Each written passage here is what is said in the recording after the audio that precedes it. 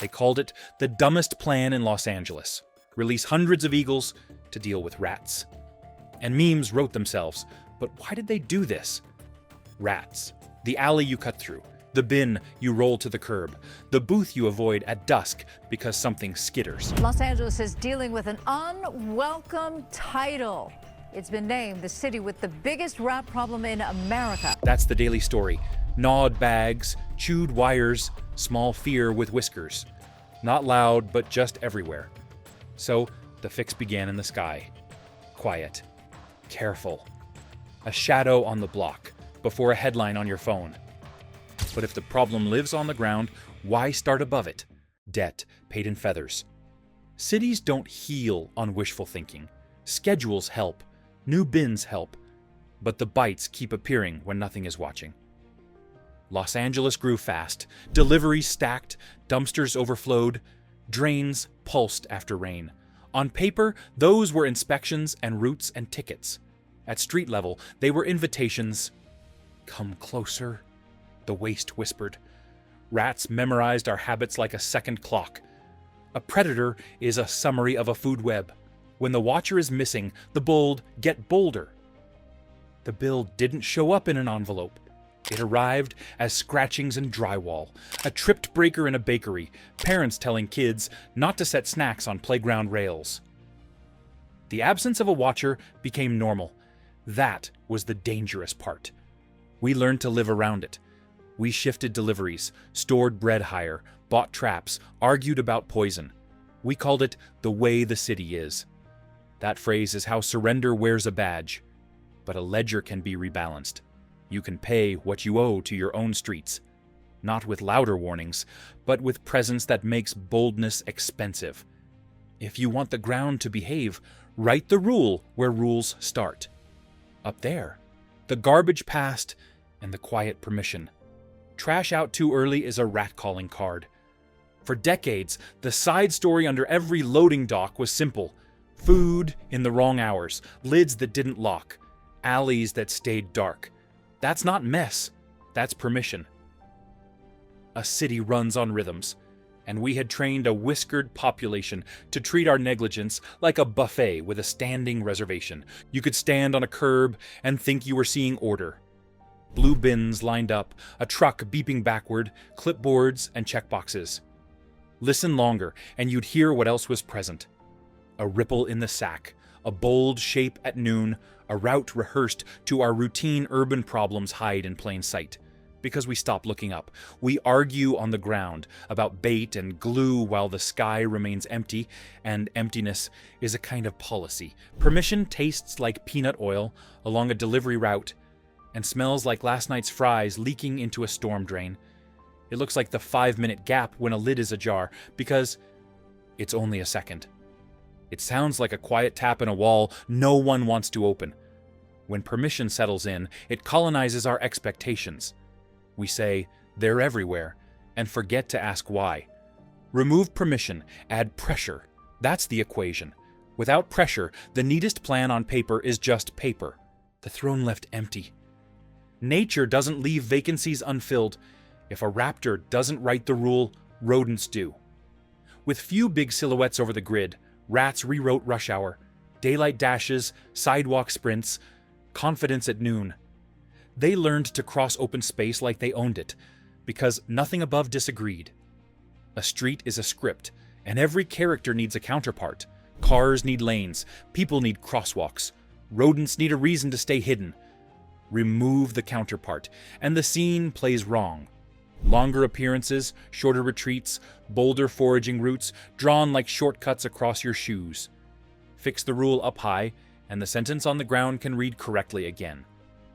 But how do you invite eagles into a city of glass and wires? Into a skyline that hums, blinks, and smells like takeout? You don't wait for perfect. You fix the roof while the rain is falling. You build places where a bird can be wild, not a prop. You make air feel like territory again. And you accept that the smartest repairs look ridiculous when compressed to 6 words. How to build a sky.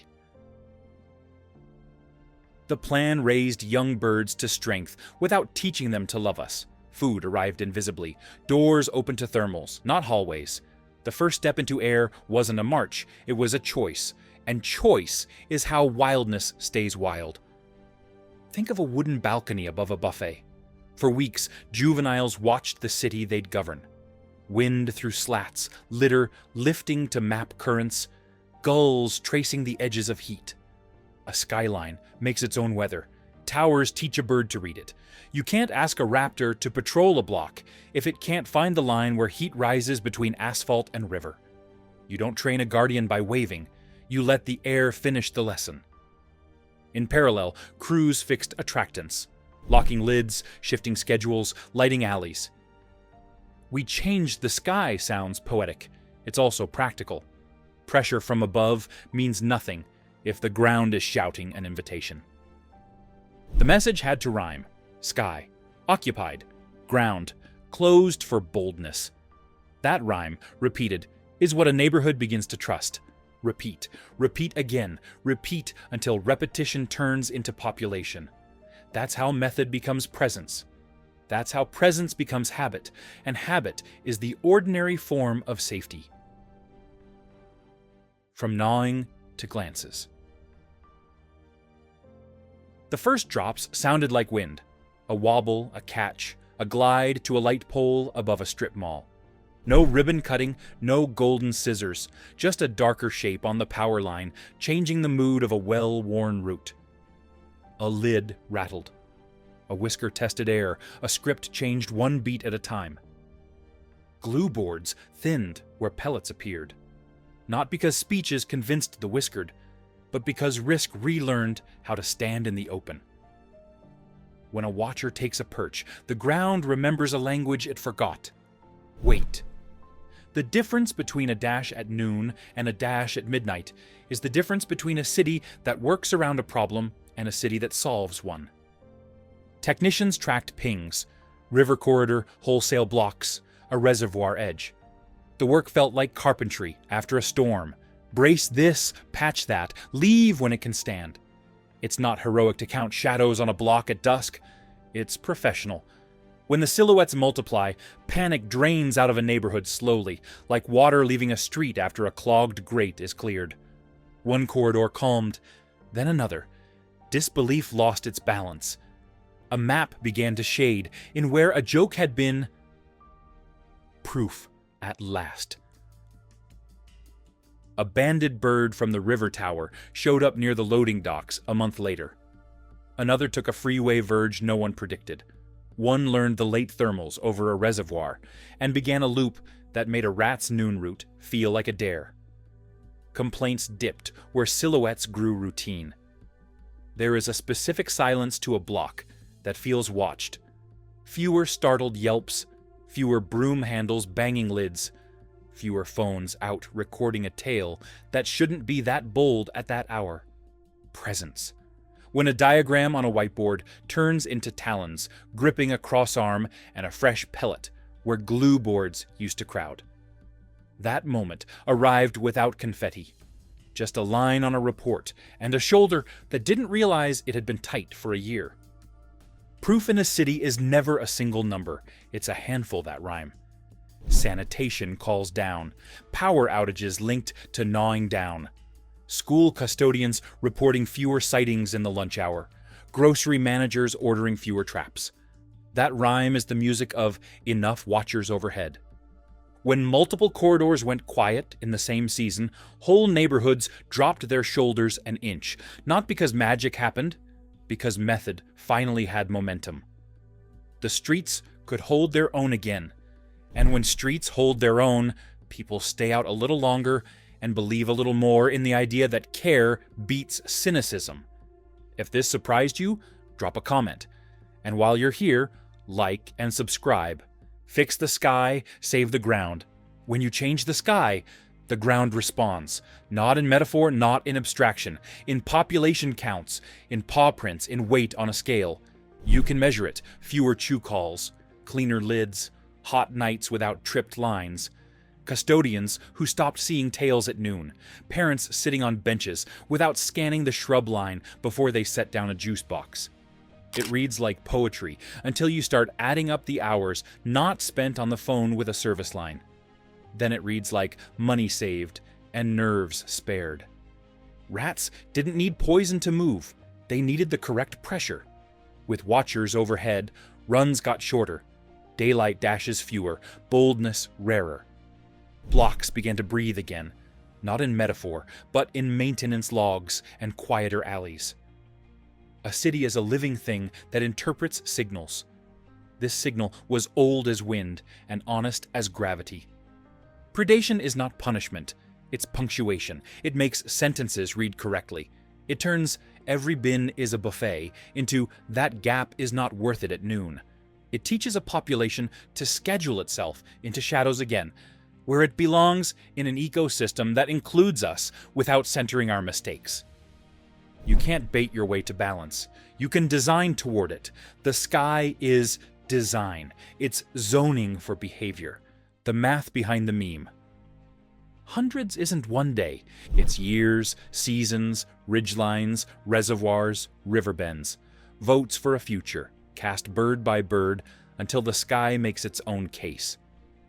No single photo shows the work. A spreadsheet does.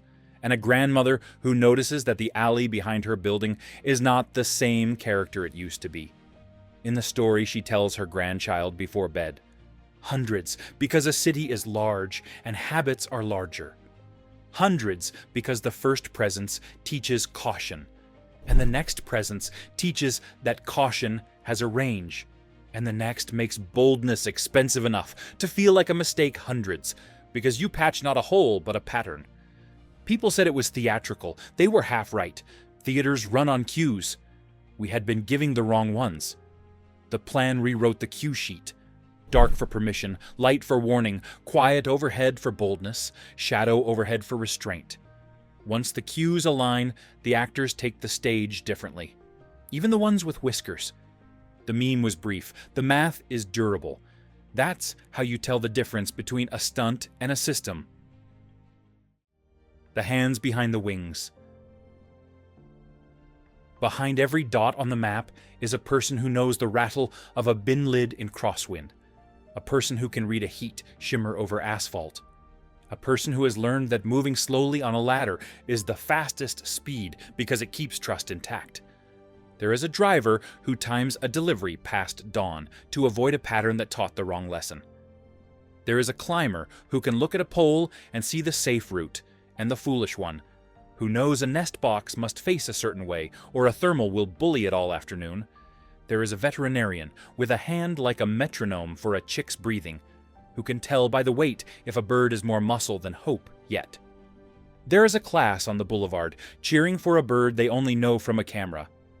There is a neighbor who stops propping the lid with a broom handle because a flyer by the mailbox explained why just for a second becomes dinner. Someone's grandmother remembers when the skyline had silhouettes at dusk.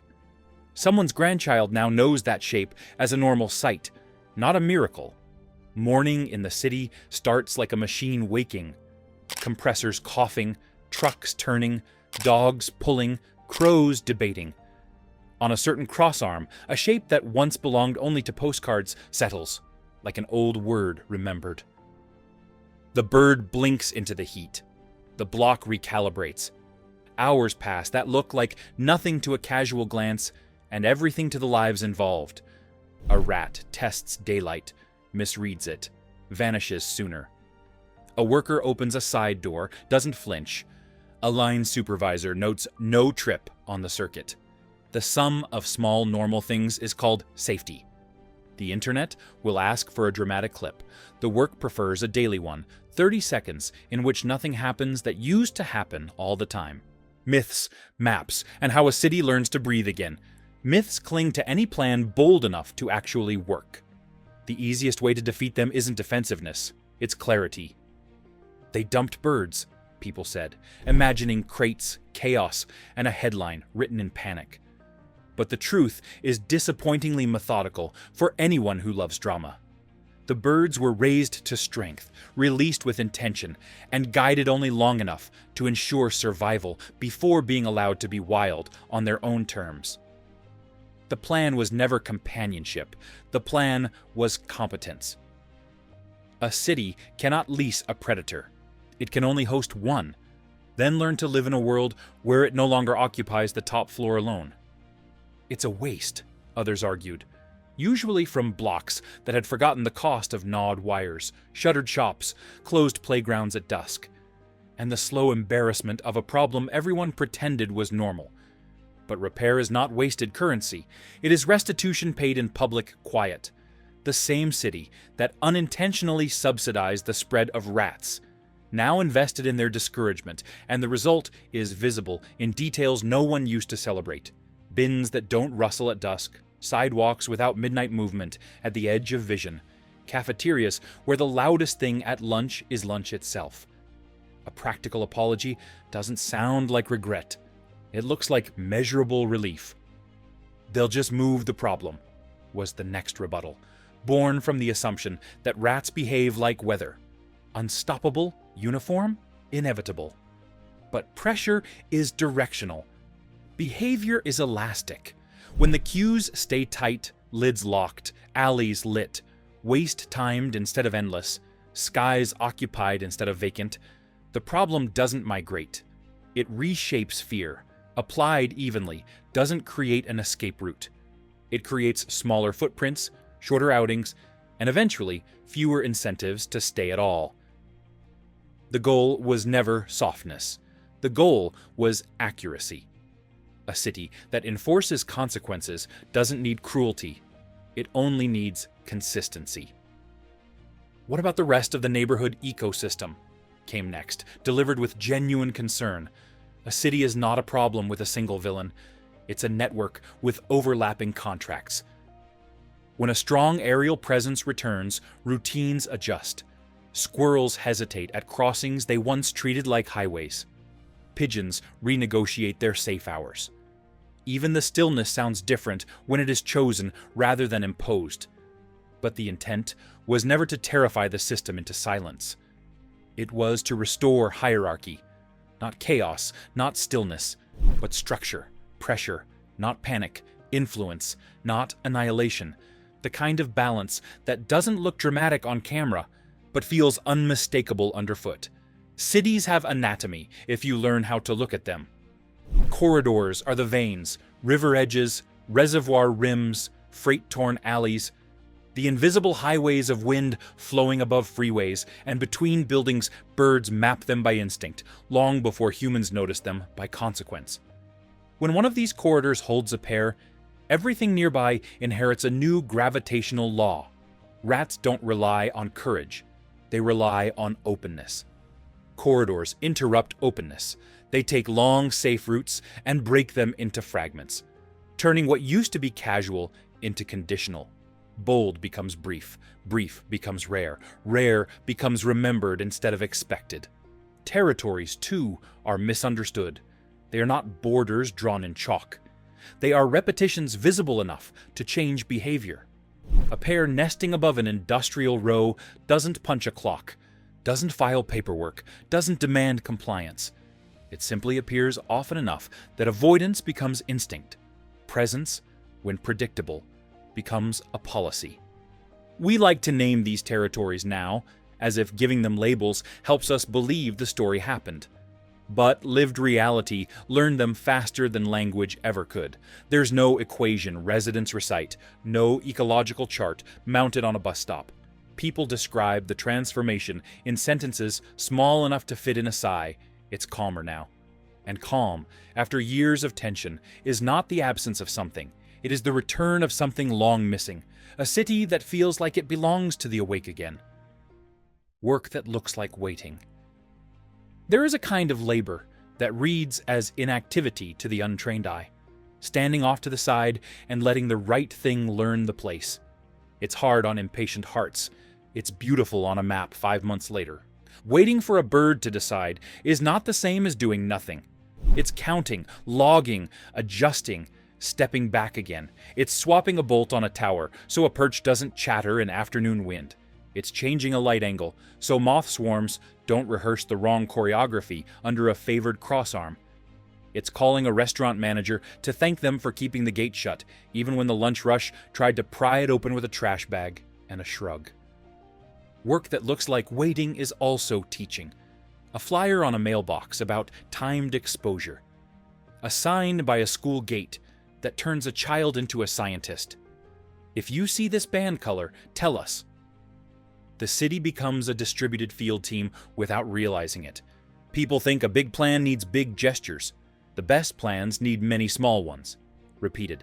Feathers do the visible part. Habits do the rest. Ordinary scenes that used to be impossible. A kid leaves a sandwich on a park bench while they tie a shoe. Nothing visits in the next 20 seconds. That used to be rare enough to record. Now it's just Tuesday. A deli owner stops keeping a broom by the back door because he doesn't need to bang the lid anymore at noon. He keeps it anyway, out of habit. Old expectations take longer to fade than new rules take to hold. A lineman goes a week without a gnaw-related outage call on a baking stretch that used to pop something every 2 days. He doesn't attribute it to birds. He attributes it to luck. He's half right. Luck that has been engineered is called design. A custodian erases a note on a staff whiteboard. Check the planter before lunch. Erasing a sentence can feel like erasing a decade. It's also how new decades start. None of this makes a clip. All of it makes a city livable in a way you feel in your shoulders more than your eyes. Costs, trade-offs, and why it's still worth it. No plan is free. Towers need maintenance. Birds get injured. Conflicts happen at edges where a wild thing and a human thing want the same perch. The work is honest about this. Or it isn't work. Trade-offs are better than consequences. A tower that needs a bolt replaced is less expensive than a bakery that needs a power board replaced, because a line tripped and inventory spoiled. A call to an urban wildlife team at dusk is cheaper than a pattern of emergency calls at midnight from 3 blocks, because the same fearless route kept succeeding. There are also the stories we don't get if we don't try. A class that learns to count band colors is a class that sees their block as a system. That's civics, disguised as science. A teenager who grows up with a watcher on their route is a teenager who will expect their city to care about design. That's politics disguised as pride. You can measure dollars saved. You can also measure the quieter thing. Cynicism melting just enough that a neighborhood committee tries again at the thing they failed at 3 years ago. The sky is an infrastructure project you can see without a ribbon cutting. Questions people ask in line at the coffee shop. Isn't this dangerous? The bird is not a drone. It isn't on a leash. But danger is the wrong word. The right word is wild. Wild doesn't mean reckless. It means alive and busy with its own rules. Those rules, written correctly, save us work. Why eagles and not owls or hawks? Owls work the night shift. Hawks work the day shift. Eagles write the headline in silhouette, big enough that even a rat takes it personally from far away. The point isn't a single species. It's a posture, top-down pressure that turns courage into caution across an entire schedule. What if the rats just adapt? They will. Everything adapts. The plan bets on something older than adaptation. Energy budgets. Open runs under watchers are costly. Costly behavior fades when cheaper, safer routes exist at other hours and in other places. Our job is to make the cheap route the one that leaves people alone. Isn't sanitation the real solution? Yes, and no sky can fix an open buffet, no ground can stay clean without a signal from above that says, "Not now." Systems beat singular answers. That's the lesson. Keep both hands on the wheel. What now? Maintenance, not miracle. Corridors with active territories most years. Juveniles choosing perches like first apartments. Success measured in ordinary scenes that used to be impossible. The update you want is boring. We check the tower. It's fine. Boring is the banner you want flying over a city that remembers what it's like to be watched. Keep lids locked. Keep alleys lit. Keep the sky present. The fix isn't about making nature gentle.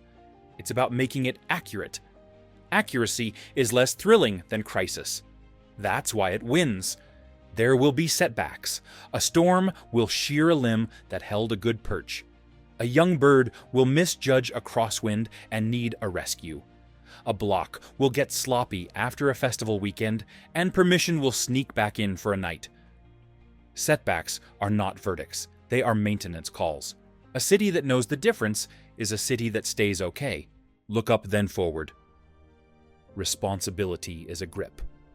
Repair is a method. Hack towers, perch builds, fostering, tracking. Small enough to carry, big enough to matter. You don't need to be on a crew to help. Close the lid. Don't prop it. Just a second. Light the alley. Call in the dump. Teach a child to notice the band color and the shape of a silhouette without chasing it. These are civic habits wrapped in small errands. Awe fuels habits. A raptor carving wind over your block makes people do the boring things well. Boring is the backbone of safety. What you love, you defend. What you witness, you remember. Memory turns programs into culture. Evening now. A pear rises on a column of warm air and becomes, for a moment, the most important punctuation mark in the entire sky. Somewhere, a shop owner locks up without checking the mop sink for movement. Somewhere, a student rewinds a clip and identifies a banded bird by sight for the first time. Somewhere, a technician logs a data point and smiles, because it means another checkbox marked normal. And below it all is a city that once laughed at a 6-word headline and then did something rarer. It learned. It stayed. It fixed what it could fix, one careful season at a time. If a city can fix a sky once, what else do you think we could repair if we actually tried? Tell me in the comments. I read them all. And if you love stories where effort beats cynicism, hit like and subscribe. Let's make more of these go viral.